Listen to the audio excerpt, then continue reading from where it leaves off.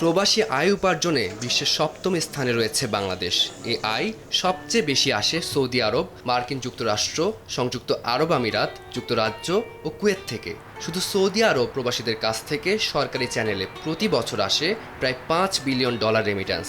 অনানুষ্ঠানিক চ্যানেলে আসে কমপক্ষে আরও $5 বিলিয়ন। চলতি বছরের নভেম্বর মাসেই সৌদি আরবে নতুন করে গিয়েছে ৮৩,৭৩৩ বাংলাদেশি কর্মী। গত ৩ বছরের মধ্যে একক দেশ হিসেবে সর্বোচ্চ বৈদেশিক কর্মসংস্থানের রেকর্ড করল বাংলাদেশ। এছাড়াও সৌদি আরবের গ্রিন সৌদি উদ্যোগ এবং ফিফা বিশ্বকাপ ২০৩৪ আয়োজনের মতো মেগা প্রকল্পগুলোর জন্য বাড়ছে বাংলাদেশি শ্রমিকদের চাহিদা। এ কারণে প্রবাসীদের জন্য কর্মসংস্থানের এক নতুন দুয়ার খুলছে মধ্যপ্রাচ্যের আলোচিত এ দেশটিতে। একই ধরনের ধর্মীয় মূল্যবোধের কারণে বাংলাদেশের সঙ্গে সৌদি আরবের সম্পর্ক বেশ সৌহার্দ্যপূর্ণ। বাংলাদেশকে বিশ্বস্ত বন্ধু হিসেবেই মূল্যায়ন করে আসছে দেশটি। এছাড়াও বাংলাদেশের কর্মীদের জন্য সবচেয়ে বড় নিয়োগকারী রাষ্ট্র এটি। উভয় দেশের অর্থনীতি ও জাতীয় উন্নয়নে গুরুত্বপূর্ণ অবদান রাখছেন প্রবাসী বাংলাদেশিরা।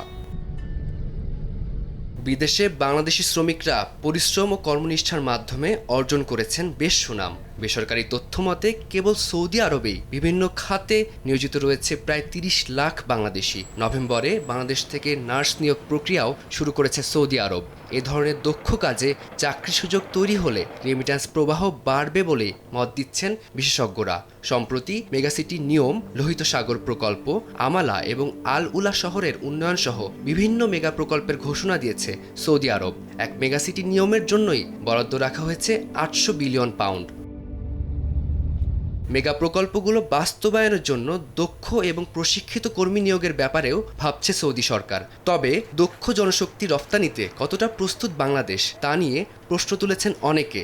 বাংলাদেশ সরকারের সংশ্লিষ্ট মন্ত্রণালয় এ ব্যাপারে এগিয়ে এলে শ্রমশক্তি রফতানি করে রেমিট্যান্স প্রবাহ বাড়ানোর সুযোগ তৈরি হবে বলেও মত দিয়েছেন তারা।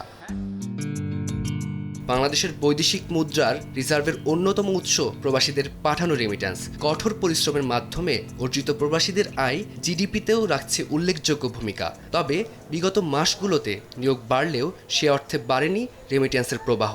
বিশেষজ্ঞদের দাবি, সৌদিতে বিপুল সংখ্যক বাংলাদেশি কাজ করলেও কম মজুরি এবং আকামা জটিলতার কারণে রেমিট্যান্সের পরিমাণ বেশ কমে গেছে। তাছাড়া ভিসা জটিলতা তো রয়েছেই। তবে সরকারিভাবে কোনো উদ্যোগ নেওয়া হলে কমবে প্রবাসীদের জটিলতা, বাড়বে রেমিট্যান্সের প্রবাহ। ফারদিন মাঝার, সময় সংবাদ।